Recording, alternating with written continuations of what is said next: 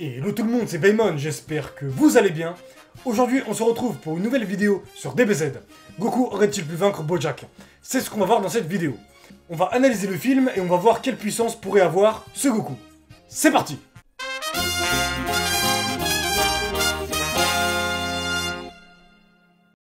Alors, tout d'abord, qui est Bojack? Bojack est le principal méchant du 9ème film, Les Mercenaires de l'Espace. C'est un personnage qui n'est pas canon à l'histoire principale de DBZ, mais il fait partie d'une trame parallèle si vous préférez. Du coup, où pourrait-on placer ce film? Ce film se passe quelques mois après le Cell Games, puisque Trunks est revenu parmi eux après avoir démonté les cyborgs, comme c'est dit par Bulma au début du film. Le seul point qui fait débat est le fait qu'on ne voit pas Chichi enceinte, mais ce n'est qu'à partir de la 10ème semaine que le ventre grossit, donc on a de la marge. Bojack est le leader des criminels intergalactiques. Il avait été enfermé par les 4 Kaio dans une prison de l'autre monde. Lui et sa bande étaient scellés près de la planète de Kaio, mais lorsque Goku y amena celle pour qu'il explose, tout a été détruit aux alentours, et ceci a eu pour effet de libérer Bojack. Comme ses acolytes, Bojack possède d'étranges bijoux, cylindriques et pointus. Il les utilise pour accroître leur pouvoir. Les effets physiques varient selon eux, mais pour Kogu et Bojack, il leur résulte d'un déploiement impressionnant de masse musculaire et le changement de couleur de la peau et des cheveux, du orange au rouge. Kogu, lui, sera vaincu par Trunks, avec une attaque surpuissante venant du Super Saiyan. Mais il faut noter que Bojack, contrairement à bon nombre d'adversaires majeurs des précédents films, lui s'insère rapidement dans la bataille et n'a eu aucun scrupule à mettre KO Trunks par derrière. Cette démonstration de force nous montre que Bojack risque d'être un ennemi coriace. Lorsque Bojack fait enfin son entrée, Gohan dira « Quelle force de combat !» Yamcha et Tenshin Han, les Goats, se feront démonter très rapidement. Et l'assaut débute alors. Durant cet assaut, Vegeta va faire son apparition. Mais il va se faire démonter. Bojack se transformera ensuite dans sa forme verte, et toute la Z-Team est dans le pétrin. Ils attaquent simultanément le guerrier le plus fort, Gohan. Le groupe de Bojack a une manière bien fourbe d'engager les combats. Dans le manga book du 9ème film, il est écrit que Bojack aurait une aura maléfique qui fait secouer une galaxie. Mais pouvoir faire trembler une galaxie ne signifie pas avoir le pouvoir de destruction, comme Broly l'a fait dans le précédent film. Bojack va alors martyriser Gohan, comme Cell l'a fait. Mais ensuite, Goku, qui voyait le combat, va transgresser les lois de l'au-delà et il va mettre une patate de forain à Bojack. On va estimer la puissance de ce Goku après. Gohan va alors se transformer en Super Saiyan 2, afin de mettre un terme au combat. Il va démonter les sbires de Bojack avec un seul coup, exactement comme les Cell Junior. Puis il va démonter Bojack avec un coup de poing surpuissant, ainsi qu'un Kamehameha qui le vaincra pour de bon. Alors, qu'en est-il de la puissance de Bojack? Déjà, dans sa forme de base, il démonte les guerriers Z très facilement, donc il semble être dans un niveau proche de Perfect Cell. Mais je pense qu'il est plus proche du niveau de Gohanado SSJ1 que du niveau de Perfect Cell. Car dans le film, à un moment, quand Bojack observe Gohan se battre face à ses sbires, il va dire une phrase intéressante. C'est bien, tu te débrouilles bien petit, mais avec une telle force de combat, tu n'arriveras jamais à nous vaincre. Il précise bien à nous vaincre, donc ceci signifie qu'il est probablement proche de son niveau, mais il doit être légèrement au-dessus, car quand même c'est un antagoniste de film, et en général les antagonistes de film sont plus forts que les antagonistes de la même période.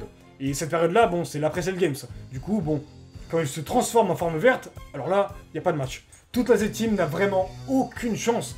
Gohan se fait démonter, il obtient un power-up grâce à cette forme verte. Mais à quel point est-il devenu fort? Logiquement, il est plus fort que Gohanado et SSJ1, on le voit durant le combat. Toutefois, est-ce qu'il serait plus fort que Perfect Cell? Il est possible qu'il soit plus fort que Perfect Cell, mais moins fort que Super Perfect Cell.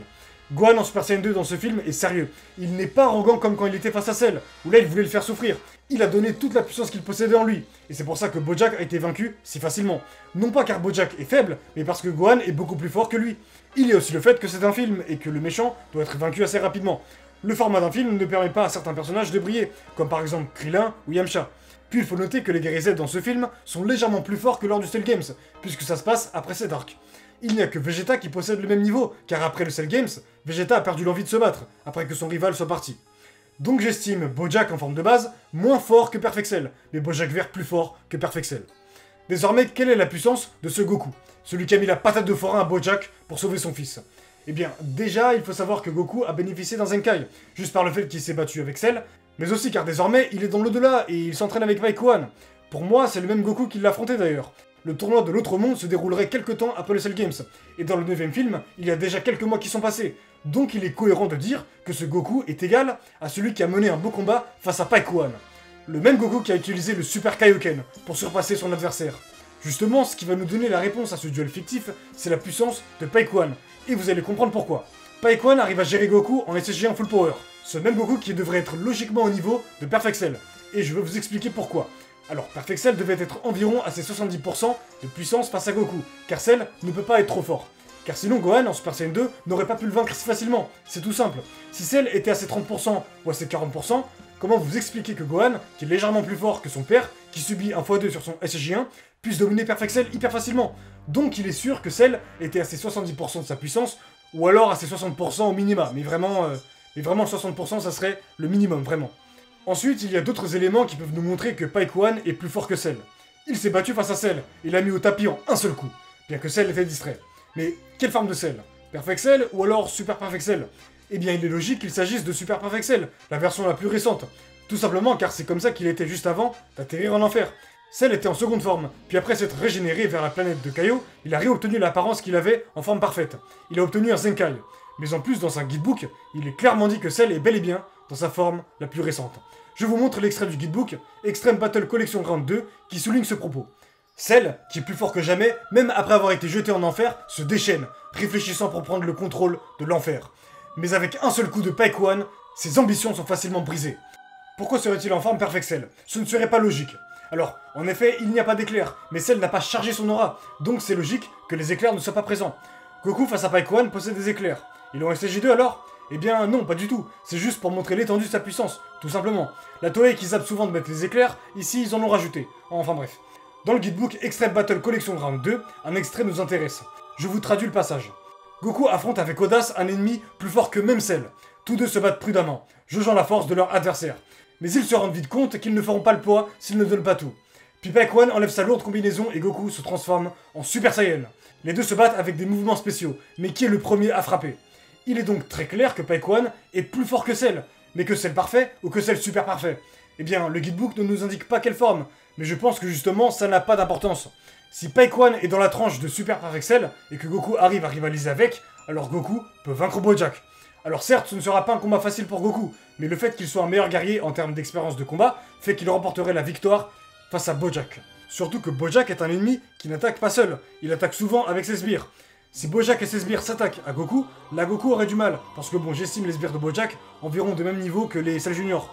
Car déjà, on peut le voir par rapport à leurs prestations, mais aussi un truc intéressant, c'est que Gohan SSJ2 a vaincu les sbires de la même manière que les Cell Junior. Donc je pense que Goku du film 9 reste tout de même vainqueur face à Bojack, et même face à toute son équipe.